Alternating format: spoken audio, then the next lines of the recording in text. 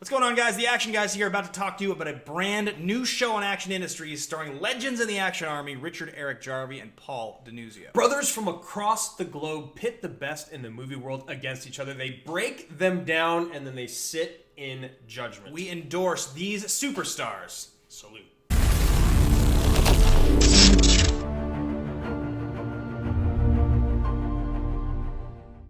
What's up, everybody? How y'all doing out there? My name is Paul Dinuzzo, or PLD, or Pauly D. And I'm Richard, Erik, Jarvi, and together we're Class Action. What is Class Action? Class Action. Class Action is a show here on the Action Industries YouTube channel where we will take a look at a film. It could be any film, new film, old film, most likely an old film when Estonia can't get the release dates right. But whatever it is, we'll take it, we'll discuss it, give it our review, we'll review it, not a deep dive necessarily, but our first thoughts, because then from that film, inspired by that film, we will go into what we call the meat of the show, presenting our Class Action Brief of the Week. That's right. So the Class Action Brief of the Week is where we take two opposing viewpoints, movies, movie franchises, or Hollywood personas, and with the help of 5 custom-made categories, we decide which is the winner. Because that's what we're all about, winners and losers here. Right? But anyway, as I mentioned before, we are on the Action Industries YouTube channel, the home of all things Ben Bateman and Andrew Guy, two wonderful guys who we thank for giving us this opportunity. And they have done some wonderful content that we've been loving for years now. They've been a part of the Movie Trivia Schmodown with their other personas, Dastardly Drew Guy and Ben the Boss Bateman. They've also done the Action Guys, Action Reviews, and of course, Action Movie Anatomy. They're showing the Popcorn Talking Network, which has over 200 episodes now. And they just had a show yesterday. And what did they cover, Richard Jarvi? What did they cover? I wonder, what could it have been? That's right. It was Pearl Harbor, the greatest movie ever. Okay, I won't go that far. I cannot go that far either. Okay, first of all, we gotta kind of come clean here because Pearl Harbor was one of our bits. It was something that I wanted to be covered. We've done a few practice episodes. That was the bit that next week they're gonna do Pearl Harbor, and we did it like a few times. And now, out of the blue, they actually just covered it. And it was our running joke. We had this running joke. We were gonna say every time, it's got to be Pearl Harbor next week. It's got to be Pearl Harbor. It was actually kind of a funny bit. I was actually pretty proud of it. And then we have to change it and see what it actually is. But then they actually went and did it before we actually aired. What the heck, guys? But that's all right. Well, it was still glorious because I got to call in, I got to geek out about the movie. And tell me, Paul, what was your favorite moment of that episode of AMA? I don't actually have a favorite specific moment, but my favorite overall feel is watching Andrew Guy trying to be positive about this film. Where you can see deep in his soul, he's just like. You even said it out flat out like several times. This is a piece of shit. I mean, how about you, man? What was your favorite part? Just overall having Pearl Harbor covered. I was sort of like, I don't know, in a haze that they were doing Pearl Harbor. So I was just, it's like when you watch Star Wars, you don't even know, you're just totally locked in. There's nothing else. I had like tunnel vision. I get it. Totally. It was a fun episode regardless. That's all. Oh, yeah. So at least they did it. We're good. We'll have to go up with another bit now, but that's okay. Talking of bits, we're going to do a review for you this week, and we will be spoiler review is what I wanted to say. We will indeed be doing a spoiler review of sorts with the little movie that came out this week that I've been looking forward to for quite a long time. Mm-hmm. Dr. Sleep. Dr. Sleep. I don't know about you, but I grew up in The Shining. It was probably my favorite scary movie when I was younger. It freaked me out at the age of like 7 or 8 when I somehow snuck that through my parents and I watched it. So when I heard the book came out, I was psyched about it then. And then when they decided to make a film, I was just as psyched about it. So do you have any history with The Shining? Not really. I think I watched The Shining for the first time maybe not even a year ago, a few months ago. I think like 8 or 9 months ago. Really? Of course, I know the iconic scenes. I've seen them. I've almost seen the movie, but I haven't watched it. Sat down and watched the entire thing. But even watching it recently, I really enjoyed it. I have something. I have a thing for movies where the main character is isolated somewhere far away. Like, yeah, it's like an isolated, like, yeah, this like claustrophobic feeling. I don't know, something about it like makes it creepy, but I also kind of like it. So I did like The Shining. So I was very intrigued by Doctor Sleep. Okay, let's just go right into it. What did we think of Doctor Sleep? Go ahead first. I feel like this is your movie. You should take it away. Want me to take over? All right, I'll do Yeah. that then. We're steamroller. This is how we go in. We're just very much on the fly, so we'll have to see how this works here. But for me, I thought this was the most difficult, one of the most difficult movies they could have made. The tones are so different in these films. So it was going to be a hard thing for them to connect, I felt. Same thing with the book. So I knew going in that this was going to be the case. The Shining, like you said, is a more claustrophobic, supernatural horror type film. Creepy. It's almost, well, yeah, it's supernatural, but it almost like it feels supernatural, but it still feels very real. Because if you compare it to Doctor Sleep, Doctor Sleep is like a fantasy movie pretty much. The Shining feels like a real horror movie. Yeah, yes. I agree. Doctor Sleep is far less horror and more almost like a superhero movie in a way. Yeah, it's almost like a fairy tale. Like, I mean, it's almost like the villainous orange of the True Knot is almost like a Brotherhood of Evil Mutant kind of thing.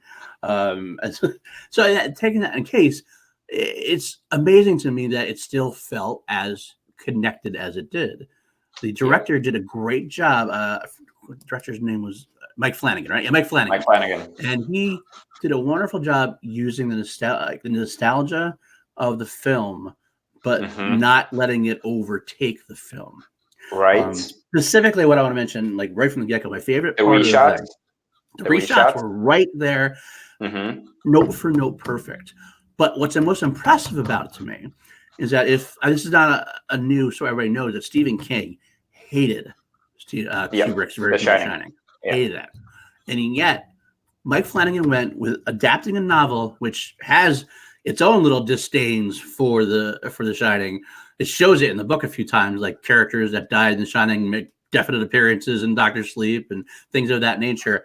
So it takes that book adaptation and yet makes it so it's still viable in the Kubrick Shining universe. You know what I'm saying? Like, takes the disparate versions and able to connect them still in a way that is most satisfying and makes sense, which is great to me. Like, just for example, the idea of Halloran coming back in the book, he lived. He didn't die in the Shining. In the Shining. But in the book, he's back. So what do? They have him come back as a spirit ghost, which makes sense in the world. And actually, in a way, almost was better than having him just come out of way. I like that aspect of it.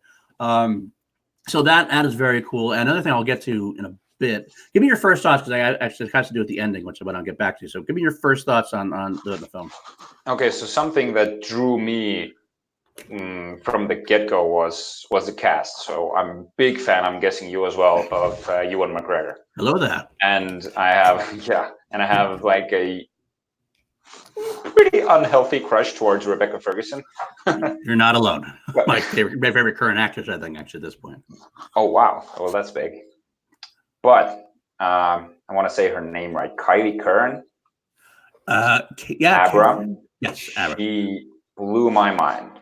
Like, she was smart. She was funny. She was badass. She was a very brave character, and she almost overtook Ewan. I'd still say Ewan was a better character overall. We followed his heart, but she was an unexpected surprise. Sure, I agree. Now, yeah, and talking about the reshoot, like the reshoots of the Shining scenes, that was something I was very afraid of when at first I thought they were just showing the original shots, but they were actually reshots, so you didn't notice until they showed Danny's face. Correct, right? Yeah, that's how good they were. They were really and they recast Jack Nicholson as the guy from Haunting of Hill House. I can't remember his name. He was playing Jack Torrance. Yes, also like sort of I don't know how it worked. And what's his wife's name? Wendy.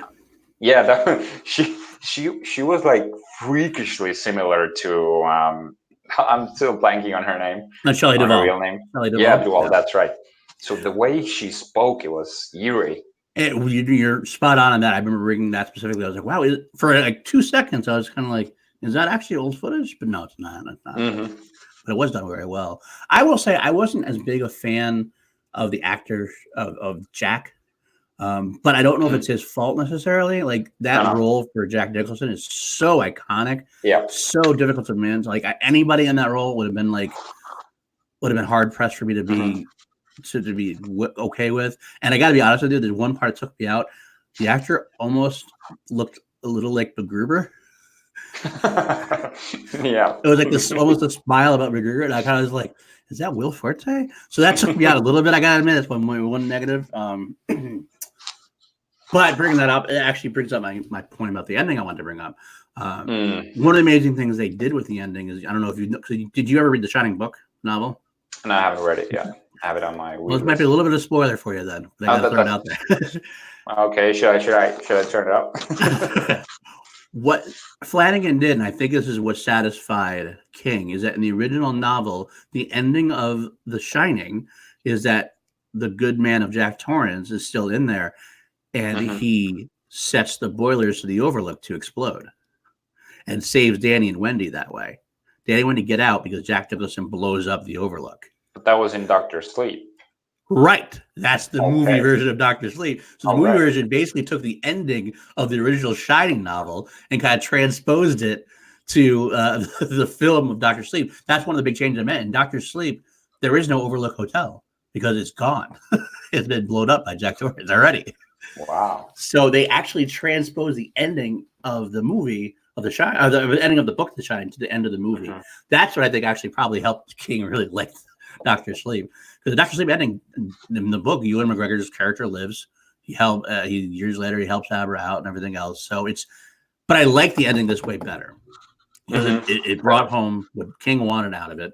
It gives a little bit of a character to the Overlook Hotel itself and gets a little more in depth than The Shining ever could. So I like that aspect of it.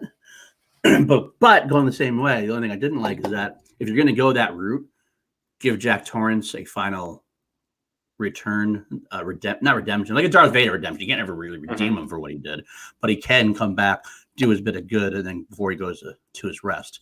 Because in the book of Dr. Sleep, Jack Torrance's spirit kind of comes back and helps fight Rebecca Ferguson just a smidge toward the end. Danny gets like a chance to kind of like nod at Jack, and then Jack goes back to sleep, so to speak.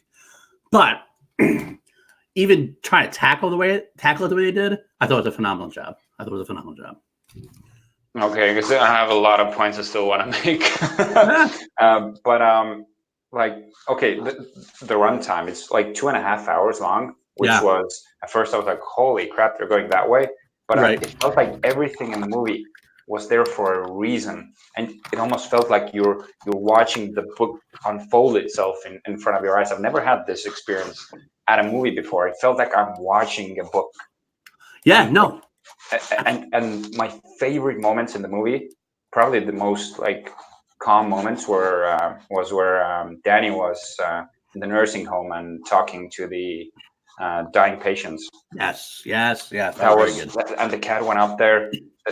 The discussions about life and death, the sort of it made everything feel so peaceful and like calm, and sort of it was a very mature part of the movie, which I enjoyed tremendously. I agree, which made it almost less of a horror film in that way too. But it was a beautiful redemptive character moment. So I loved it. Real quick, we got to go into our little bit we always do in this show. It's called What Will Ed Harris Play? Dun, dun, dun. As everybody knows, or if you don't know, you will know, Ed Harris is my favorite actor of all time. I watch every one of his movies. And so every week we try to put Ed Harris into the film we see because Ed Harris makes every film better. We can do it either two ways. You either write a character in for him that doesn't exist, or you replace an actor in there who does exist. So, did you remember to do it this week, Richard? Yes. Actually, I did this week. All right. I usually winged it. But this time I actually had it prepared, and it may seem very predictable, but let me explain. So the member of the True Knot, the oldest guy who died, right? Okay, Grandpa Flick. That's what's his name? I think it's Grandpa Flick, I believe it is. Oh yeah, I think that's why. That's who. Yeah, and Right. the character, I almost wish he had more lines and more to do in the movie, because he was a character who lived through history. He'd seen everything, like empires rise and fall, but he barely had any line. I Yeah. feel like a character like who's seen the history of the world would be so wise, so sort of mythical. You'd have this larger than life like viewpoint. So I think that's what Ed Harris could have played very well. This sort of larger than life feeling and being very calm, like Right. different than his general humble. I agree. You got that intensity. That would have been actually a different take to the role. It's actually a very good choice. I did not go that way. I kind of wore between two different roles myself. My first role I went with, I almost wanted to put him in the Cliff Curtis role. Love Cliff Curtis, brother to Dwayne Johnson. I thought about that. Because he'd be a nice. He's got this very warmth about him when he needs it, and he could have been a person who really sincerely believes in Danny Torrance. And I get the sincerity would have been really cool, I think. But what I settled on was actually another villainous role. In the True Knot, I wanted him to be the Crow, the Rebecca Ferguson's like aide, top lieutenant, so to speak. I think he could have brought a amazing presence. I think him and Rebecca Ferguson could have played off really well together, and him leading on the attack to get Abra, I think that could have been really intense and really well done. He got this cleverness about him, this ice cold stare. It could have been a very impressive character. I thought about it as well. No, that's what I say, and that's what we go with. Stay tuned next week to find out where else we're going to throw Ed Harris in there, because we love the boy. So, with that being said, it's time. One last bit. What is your score? Do you have a score for Dr. Sleep? Oh yeah, 4 out of 5. 4 out of 5. I too gave it a 4. I actually gave it a 4.5 out of 5. I really liked it that much. I really was in depth in it. I could see the 4 though, so I almost want to go in again in between 4.25 almost in a way. I do too. I want to go a bit over 4, but right, but not quite 4.5. So we'll do that. All right. So guess what time it is now, folks? It's the meat of the show. It's the class action brief of the week. So what do we do this week there, Richard? So we decided to pit against each other Dr. Sleep and It Chapter 2. So both are sequels to a horror movie that, well, let's say It Chapter 2 has a pretty strong advantage being more recently released. But still, they're very, very similar in ways. Both Stephen King, both movies that are based on Stephen King, and both take us way into the future. Right, take us about 30 years, give or take, whatever, not exactly into the future. So they do have a very. It's funny because we mentioned briefly doing Dr. Sleep versus The Shining because of the disparity of tone. It made a lot of sense to try to do that, but then it almost seemed too easy. But then you brought up It Chapter 2, and I was like, wow, what great trajectory we could both take this in a way. So I like the idea. And they're way more. They're way more comparable to each other. Right. And much more than you would think on the surface. The surface, you're kind of like, I don't really get it, but you do the deep dive, it makes a lot more sense. So, what are the categories that we're basing these on? We have the class action 5 categories. The first one will be which works better as a sequel, as in how it connects with the original. The second category will be the better acting performances / cast. Which one works better as a role? Best instead of best fist pump moments, we go with best holy shit moments. Yeah, these are holy shit moments. Because they're more of a horror thing. That's good. The best hero / villain, and finally the best ending. Yep. Those are our 5 categories to decide which one's going to win. Is it going to be Dr. Sleep or It Chapter 2? So when we get right into it, which film works better as a sequel and how it connects to the original? You want to go first? Yeah, I think you kind of said it yourself that Dr. Sleep had an uphill battle to fight from the get-go. It came out I can't remember the year exactly, 2017? I think so. The sequel came out 2 years later, so it definitely has an advantage there. But I'm giving this one to Dr. Sleep for just this reason, that it managed to continue the story more than 30 years later, and in such a spectacular way that I felt connected to the character. I felt I felt the nostalgia. Everything was there exactly as I needed it to be. I gotta say, it's funny you say that because you basically stole my idea too. My initial thought on the surface is that, well, in chapter 2, it's just such a direct sequel. The tone is the same, characters are similar despite being grown up. Director's the same. Everything about it is similar. So it does probably technically work better as a sequel. Yeah. But if you want to give Doctor Sleep the handicap of being completely a different, tonally different story, and having such a different director, different cast, different everything, and yet it still worked with the connection that I really felt connected to both worlds so well. I think because of the degree of difficulty and because it's our show, we can do this. You can call us crazy if you want. You might say It Chapter 2 is the obvious one. You're right, but you're wrong. It's going to be Doctor Sleep. It's going to be my choice as well. It Chapter 2 is an awesome sequel, and I'm not trying to take away from it. It's just that Doctor Sleep managed to fight an uphill battle. Degree of difficulty matters. So strong. Yeah. Yep. It's like Olympic diving. Degree of you can do a front dive and do it perfectly, but if you do the flips and flips and flips and side dive, then you get to the gold medal. That's right. So that's 2-0 for Doctor Sleep. That's right. So our second category, better acting or cast. We're in unison there. We are. We're getting good at this. Getting good at this. Ridiculous. I'll take this one. This is a difficult one for me to decide. I mean, It Chapter 2 has really difficult. That was the toughest one. It was. It does It Chapter 2 has a bigger cast.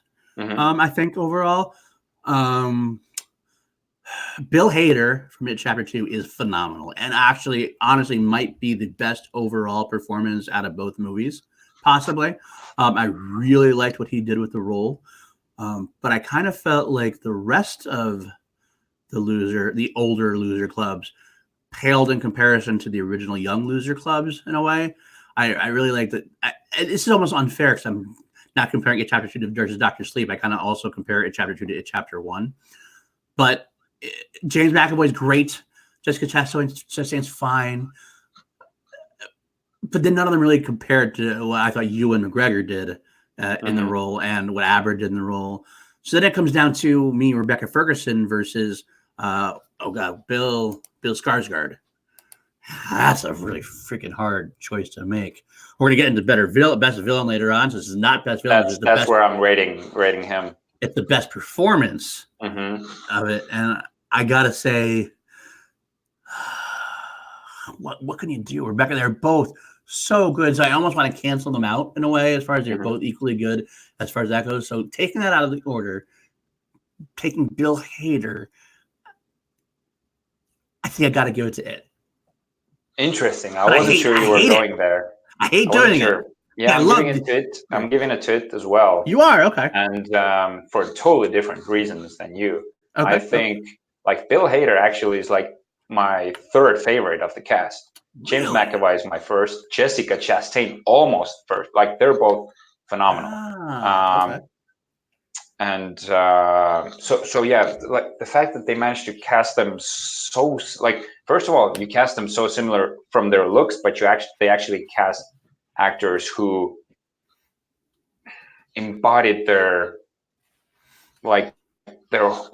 all of their characteristics, not just their faces, if that makes sense. So I love Ewan and Kylie in Doctor Sleep, but I just feel like the strongest part of It Chapter 2 are their like grown up respected selves. So this one goes to It Chapter 2, but yeah, for totally different reasons. It's impressive. We both end up the same route. We just took the same destination. We take different routes to get there. But okay, well, we both got it though, so we can't argue. That makes it a tie game. Damn, this is gonna be tough. We actually did that, but yeah, we actually. It's funny. We kind of came up with this 5 ideas, the 5 categories as a way to go. You don't have an odd answer, but we could actually have a tie still if we both go the way we go. We could actually end up being like 5. End up like totally screwed. But we'll never know. So we'll have to, if that ever happens, we can come up with something on the fly to figure out how we're going to declare our winner. Yep. But anyway, we're moving on then, I guess, from that to the best holy shit moments. So why don't you start with this one? Okay, for me, I broke it down to two scenes. The dinner scene from It Chapter 2, that's the part I remember the most from that movie. And it's not the final scene in Doctor Sleep that I went with. I went with Jacob Tremblay's cold-blooded murder that left me almost scarred. That was I don't know how the cast managed to act the scene out with him yelling as it did. I would have been like, "Oh, are you really okay?" Because he's probably the greatest kid actor there is at the moment. I think he is, and it was so gnarly. It was so disturbing, but it filled you with this rage for the True Knot, which got paid off later in the movie with an awesome like revenge. But Doctor Sleep's Jacob Tremblay's death wins it over for me, even though the dinner scene was friggin' awesome in chapter 2. Interesting thought. I mean, I actually have a couple of them myself. They're actually similar. Chapter 2 is I gotta go with the same thing. The dinner scene was a very memorable moment. All the creatures coming out kind of solidified them together. The ending also had some good moments as well. Had some good the battle at the end there where Richie got his gear on and really became the adult Richard we all know he had to be. But I will go with the dinner scene being my favorite as well. But as far as the oh shit moment in Doctor Sleep, I have a different one, but I do want to comment on yours. That was it was almost too much in a way. But it worked. It worked. Jacob Tremblay is like the reminiscent of Haley Joel Osment of that time. Like a really great young child actor. It was definitely, it filled me with rage, and I almost had to turn away. I was actually with people behind me, and they were like, I could hear them audibly like, oh, I can't deal with kids. Oh, I can't deal with it. Oh, and I was like, I felt the same way, but it does. There's nothing more disgusting than killing a kid. So it definitely worked as far as the thing. But I would like to go with my favorite moment at the end, which is the sequence at the Overlook where Danny's on the stairs. Danny's on the stairs and he opens up his boxes, his special mind boxes, and lets out all of the demons that have been there before. It was fun seeing how, because they were so well recreated as far as all the different ghosts we had seen. But didn't you see it coming though? As soon as he got introduced to the idea of locking them up in boxes, you knew from that moment that he was going to release them. I did. On the True Knot. Absolutely did. But it was just that was the reason why I didn't pick it. And that's an absolutely valid point. I was just overwhelmed with nostalgia at that point. So I wanted it. I knew it was coming, but I wanted it. What I didn't know was coming was the aftermath of when Daddy became almost like you and kind of embodied Jack in a way with the axe. When Overlook took Daddy over. But that was the other part of the whole thing, right? And kind of leading into that moment at the end was face to face with Abra. You don't know that man that stands there. And then Danny kind of Overlook's like, you can tell it's kind of like scared in a way. It's kind of like it's shaken. And then Danny does take over enough. It was a good holy shit moment for me. So I am actually definitely going to go with Dr. Sleep as well. I loved it, chapter 2, but Dr. Sleep, I was more invested in at that point, I think, which is surprising to me that I was more invested in it. I mean, maybe it shouldn't be surprised with how much I love The Shining, but yeah, I got to go with your gut. You're going with your gut, so I am going with my gut. That's exactly what it is. So wow. So we got 4-2 4-2 Dr. Sleep, and we're both siding. We're not having a lot of debate here. We're both agreeing completely with each other, pretty much. So I don't know how this is going to come off, but we'll keep going. We'll go to the next category, which is the hero/villain, best hero/villain. This is probably the most difficult. I think we've said this a couple of times now. This is the most difficult one, but this might have been my most difficult choice because we had the two. With heroes, you have the four heroes from It. Yeah. Or is it four? How am I saying one of them? How many of the losers are there? There's 1, 2. There's 4. 4 is right. Oh, it's 5. Right? It's 5 in there because there's also. No, there's. Oh yeah, one of them. Yeah. So basically 4 there. And then the hero in the Dr. Sleep is the 2 of us. It's Ewan and Abra, Danny and Abra. But then you have the villains. The 2 villains we already talked about as performance-wise. But now we're going to get into them as villains. Where I might have given the edge to Bill Skarsgård's performance as Pennywise just because it was. I think it was a more difficult role to play than Rebecca Ferguson's character. I do think the villain of Rebecca Ferguson actually ends up being a better character overall, if that makes sense. I do. Well, I love Pennywise. She has some redeeming, like almost redeeming qualities about her. You can see them when they're this community. They actually care about each other. They're helping each other. But Pennywise is this one-note evil entity. So that's what it is. It's a thing. It's a great scary villain. I love the fact it's in darkness. It's a clown. They got the clown thing going on, which always seems to work on everybody. But again, just like you said, Rebecca Ferguson has a little bit of twinge of nobility in there. It's a tainted nobility, but it's there.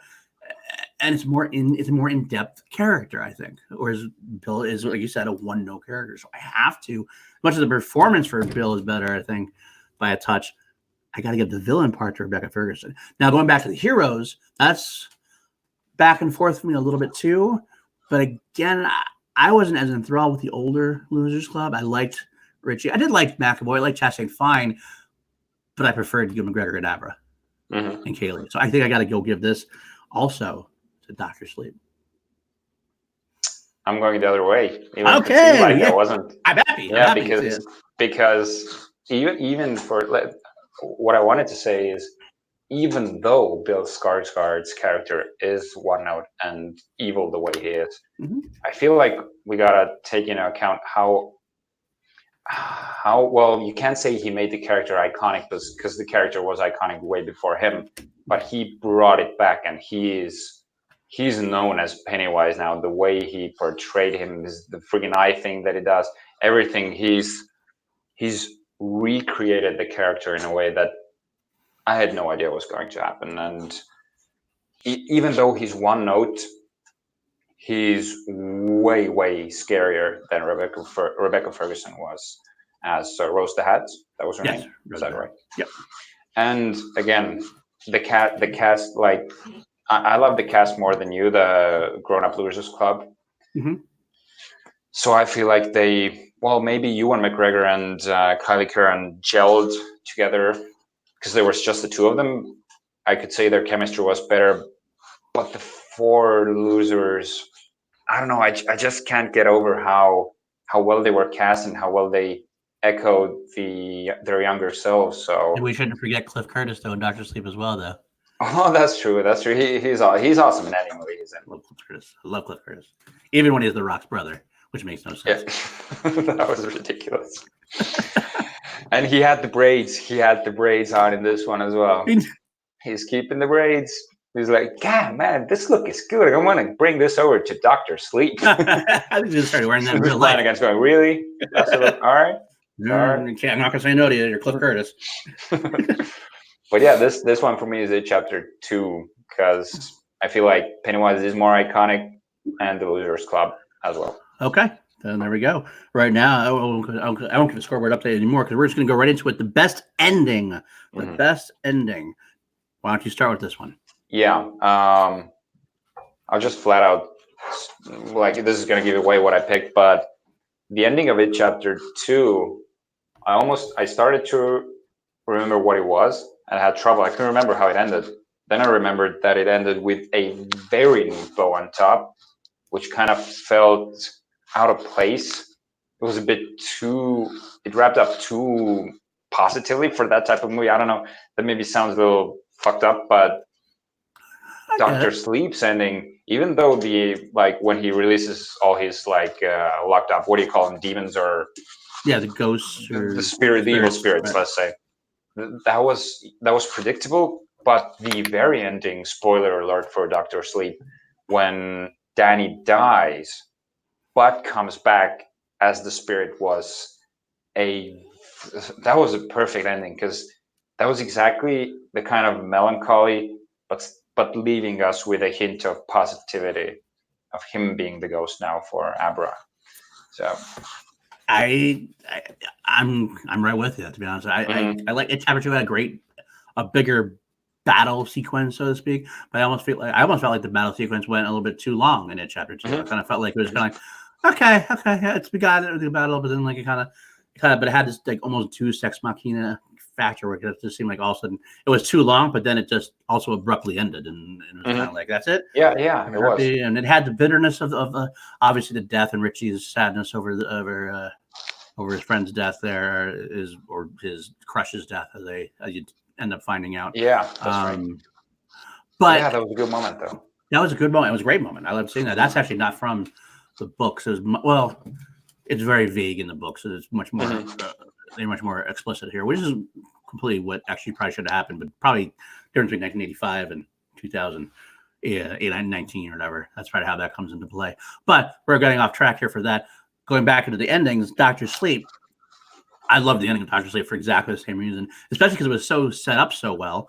It's set up so well that you have Halloran as the ghost earlier, and Danny becomes the ghost later, which works well. It works up so well. And like I brought up before, I really absolutely love the fact that it was such a clever way for Flanagan to take the Shining ending, juxtapose it to Doctor Sleep in a way to like give Stephen King a little bit of a nod. And so I think that's why Stephen King must have liked it, because he saw what Flanagan was trying to do.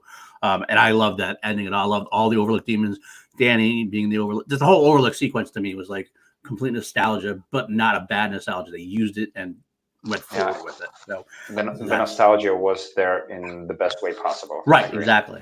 And it can be bad. It can be bad sometimes, but this was not bad. This was very well done nostalgia. So that is where we're going to end. And before we tabulate it and come up with our final decision in this, our very famous class action hall of justice, so to speak, we should talk about what we're going to do next week. Do we know what we want to do next week?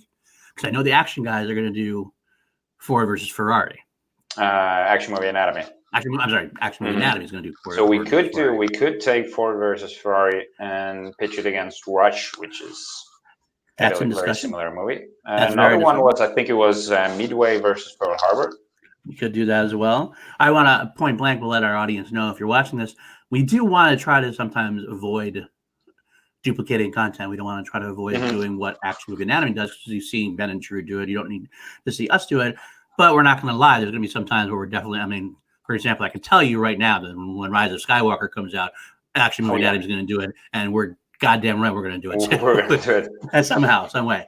But so we're a little open-ended right now, but I think we will go into, we'll have to see what we want to do. I mean, we want to try almost avoid Ford versus Ferrari for that reason we just talked about. So we could review Midway. Do Midway and do that.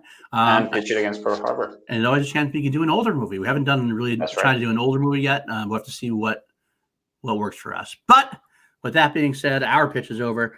How does this end? The score is pretty significant. And it honestly ended the way I thought it might when I looked at it. We have Doctor Sleep as well at 7.